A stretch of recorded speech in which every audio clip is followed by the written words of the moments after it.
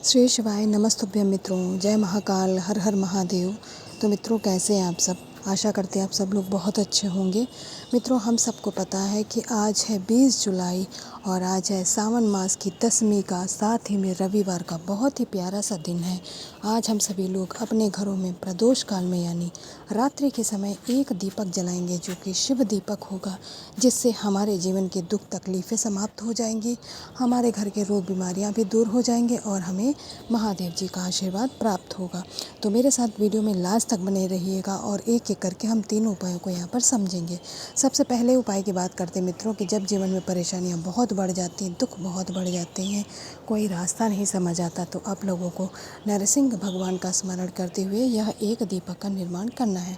इसके लिए आप एक दीपक लेंगे। आपका मन है आटे का बनाने का, आप आटे का बना लीजिए। आपका मन है मिट्टी का दीपक लेने का, तो आप मिट्टी का दीपक ले लीजिए। दीपक आपको एक ही लेना है, चाहे नया लीजिए चाहे पुराना लीजिए। अगर मिट्टी का दीपक पहले से आपके घर में रखा हुआ है तब तो आप उसका दोबारा यूज़ कर सकते हैं, लेकिन आटे के दीपक को रखने की गलती मत करिएगा, क्योंकि उसमें फंगस लग जाता है और वो आपका दीपक किसी काम का नहीं रहता। ठीक है, तो दीपक आपको एक लेना है, यह बात आप लोग समझ चुके हैं। अब इसमें हम इसे प्रज्वलित किसे करेंगे? मित्रों, रविवार का दिन है तो हम सभी लोग इसे सरसों के तेल से प्रज्वलित करेंगे। ठीक है मित्रों, सरसों तेल से प्रज्वलित करिएगा।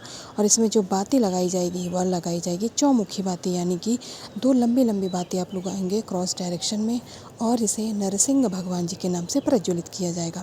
अब बात करते हैं कि किसकी परेशानियों को दूर करने का। तो मान लीजिए आपके घर में कोई बच्चा है जिसे नज़र टोने टूट के बहुत जल्दी हो जाते हैं, कोई बड़ा है बहुत परेशान रहता है, उसका कोई काम नहीं बनता, आपको उसके पास जाना है। मित्रों, इस दीपक को किसी थाली में किसी प्लेट में रख करके उस व्यक्ति के सिर से पैर से, उस बच्चे के सिर से पैर से सिर से लेकर के आपको क्लॉकवाइज डायरेक्शन में 7 बार क्या करना है?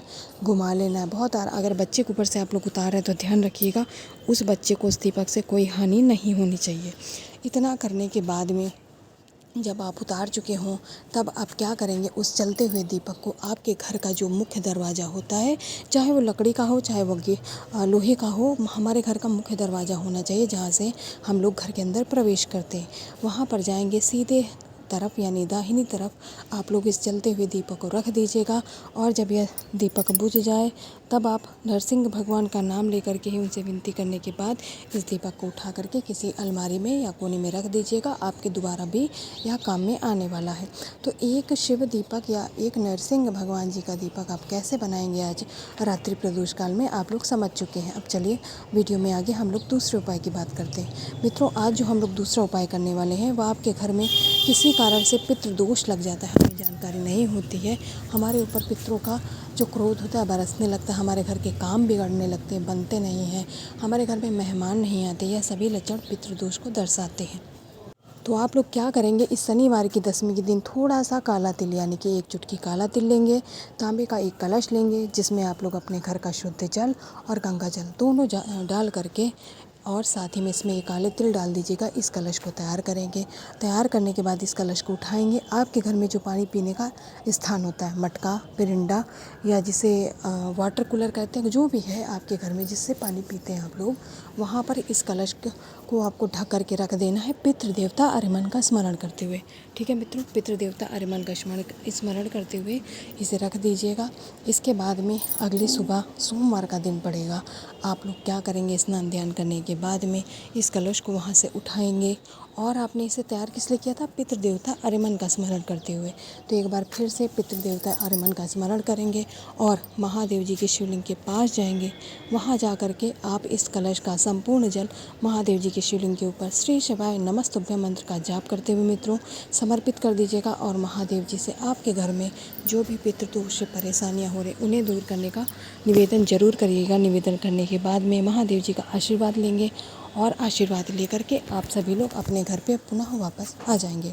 तो 2 उपायों की यहाँ पर बात कर लिए। तीसरे उपाय को बताने से पहले आप लोगों से एक ही विनती है, जो लोग मेरी आवाज़ पहली बार सुने, जो भी मेरे भाई बहन इस चैनल पर पहली बार आए हैं, वो मेरे चैनल को सब्सक्राइब और वीडियो को लाइक करना ना भूलें मित्रों, जिससे आपको जो महादेव जी के उपायों का कंटेंट है वो बहुत आसानी से मिल जाएगा। तो मित्रों, जो आज हम लोग तीसरा और अंतिम उपाय करने वाले हैं वह है आपकी इच्छा, आपकी मनोकामनाओं की पूर्ति कराने वाला उपाय। कोई भी इच्छा, कोई भी मनोकामना आपकी किसी कारण से अधूरी रह जाती है, आप बहुत प्रयास करते पूरी नहीं हो पाती, तो इस दसवीं तिथि के दिन आपको लेना है थोड़ा सा पीला चंदन। चाहे तो सूखा ले लीजिए, चाहे तो गीला ले लीजिए, ठीक है। थोड़ा सा पीला चंदन लेंगे। इसके साथ ही आप लोगों को सावन का महीना चल रहा है, तो एक महादेव जी की जो सबसे प्रिय वस्तु होती है, जिसे बेलपत्र कहते हैं, ठीक है मित्रों। तो एक बेलपत्र ले लीजिएगा, जो कहीं से कटी फटी और खंडित बिल्कुल भी नहीं होनी चाहिए।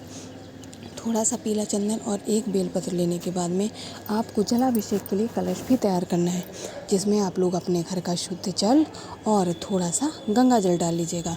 बेलपत्र या फिर पीला चंदन आपको इस कलश के अंदर नहीं डालना है, इस बात का आप लोग ध्यान रखेंगे। अब इस कलश को उठाएंगे, बाकी दोनों चीज़ें लेकर के कहाँ पहुँच जाएंगे मित्रों? जी हाँ, बिल्कुल सही समझे आप लोग, देवादिदेव महादेव भगवान शंकर की शिवलिंग के पास पहुंच जाएंगे। यहाँ पहुंच करके उत्तर दिशा में मुख करके खड़े हो जाइएगा। आपने जो पीला चंदन लिया है उसका लेपन हमें महादेव जी की शिवलिंग के ऊपर 3 स्थानों पे करना है।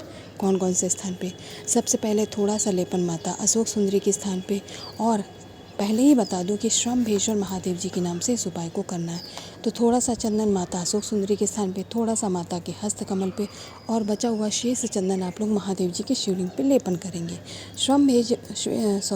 श्रम्भेश्वर महादेव जी के नाम से ही लेपन करेंगे। इसके बाद में जो एक बेलपत्र ली है उसे सबसे पहले माता अशोक सुंदरी के स्थान पे स्पर्श कराएंगे, इसके बाद माता के हस्त कमल पे स्पर्श कराएंगे, और लास्ट में इसे महादेव जी के शिवलिंग के ऊपर श्रम्भेश्वर महादेव जी के नाम से समर्पित करके अपनी इच्छा, अपनी मनोकामना की पूर्ति का निवेदन करते हुए उनसे जो भी आपका नहीं पूर्ण हो पा रहा है, जो भी इच्छा, उसे पूर्ण करने का निवेदन करेंगे, उनसे अनुनय विनय करेंगे। उसके बाद में जो एक लोटा जल है उसे महादेव जी की शिवलिंग के ऊपर श्री शिवाय नमस्तुभ्यम मंत्र का जाप करते हुए समर्पित करके जो भी इस सावन की 10वीं तिथि के दिन कर लेता है मित्रों, उसकी कोई भी इच्छा, कोई भी मनोकामना कभी अधूरी नहीं रहती।